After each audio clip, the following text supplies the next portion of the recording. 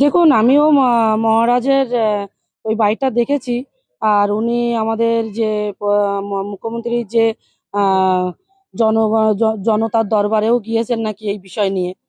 আপনারা জানেন যে আমার পা ভেঙে যাওয়ার জন্য আমি 1 মাসেরও অধিক, আজকের এই 1-1.5 মাস হতে যাচ্ছে, আমি বিধানসভায় যেতে পারিনি। এবং উনি আমাকে ফোন করেছিলেন একদিন যে আমাদের ঘর ভাড়াটা মেটান, 2 মাসের ঘর ভাড়া। এবার ওনাকে আমি বললাম যে আমি ঘর ভাড়াটা আপনাকে যত সম্ভব আমি দেওয়ার চেষ্টা করছি। আর আমি তো এখনো তো বিধানসভায় কাগজপত্র জমা দিতে পারিনি, অথবা আমার মায়নাটা এখনো ঢোকেনি। ঢুকলে আমি দিয়ে দেবো, আপনার খুব তাড়াতাড়ি, আপনার চিন্তা নেই। আমরা তো ছেড়ে পালিয়ে যাচ্ছি না।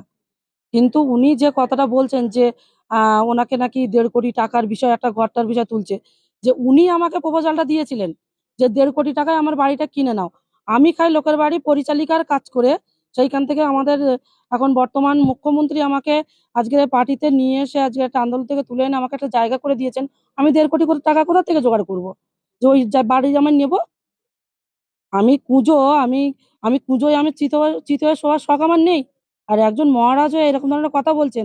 উনি বিগত দিনে ওই বাড়িতে কি করতো, কি কারবার চালাতো, সেটা কিন্তু এই হিঙ্গলগঞ্জ এবং লেবুখালীর মানুষের অজানা নয়।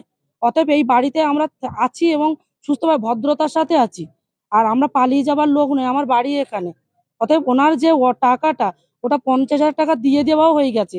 উনি যে মিথ্যে কথা বলছেন আমার হাজবেন্ডের নামে, যে আমার হাজবেন্ড নাকি খিস্তি মেরে ওনাকে বলেছেন, কিন্তু আমি কখনোই বিশ্বাস করি না যে ওনার সাথে খিস্তি মেরেছেন। কিন্তু উনি আমাকে ফোন করেছিলেন, আমাকে অপমানজনক কথা বলেছিলেন। আমার কাছে সে রেকর্ডিং আছে। আমি তখন বিডিও অফিসে আছি, ফোন আমার বাড়িতে। আপনি যদি আমার সাথে আমার ওখানে যান অফিসে, আমি অবশ্যই আপনাকে রেকর্ডিংটা দিয়ে সাহায্য করতে পারি। যে একজন মহারাজ, ওনাকে আমি যথেষ্ট সম্মান করতাম, কিন্তু ওনার এই আজকের এই ব্যবহারটা দেখে আর সম্মান করা যায় না। একটা গেস্ট হাউস, যেটাকে আমরা পার্টি অফিস হতে ভারতীয় জনতা পার্টির একটা মন্দির গড়ে তুলেছি, সেই মন্দিরে উনি বিগত দিনে যে নোংরামিটা করতেন, এবং উনি ভাড়া দিয়ে সেখানে বাইরের থেকে, মানে কি বলবো, একটা র্যাকেট চালাতেন ওখানে। পুলিশও গ্রেপ্তার করেছিল হ্যাঁ, ওনাকে। তো তো ওনাকে উনি আমাকে যখন, আমি ওনার মেয়ের বয়সী, উনি আমার পিতৃতুল্য একজন ব্যক্তি, তো উনি আমাকে অসম্মান করলেন আজকে। তাহলে আমি ওনাকে অসম্মান করতে চাই না। কিন্তু উনি হয়তো ভুলেই গেছেন টাকার লালসায়। উনি দেবেশ মন্ডলের খুবই ঘনিষ্ঠ। আর উনি চাইছেন যে রেখা পাত্রের নামে বদনাম করে আমি গেস্ট হাউসটা বিক্রি করব। গেস্ট হাউস কেউই নেবে না, কেননা সবাই জানে যে ওখানে কি হতো। আর মহারাজ ওটাকে বৃদ্ধাশ্রম করবে বলে ওই জায়গাটা, ওই গেস্ট হাউসটা বানায়, এবং ওই জায়গাটা মানুষের কাছ থেকে সই নিয়ে উনি ওই জায়গাটায় ওই ঘরটা বানায়। তারপরেও উনি ওখানে বৃদ্ধাশ্রম করেনি, ওখানে এইসব কারবার চালিয়েছেন। আর আমি সসম্মানে ওখানে আছি। আমি পালিয়ে যাওয়ার মেয়ে নই।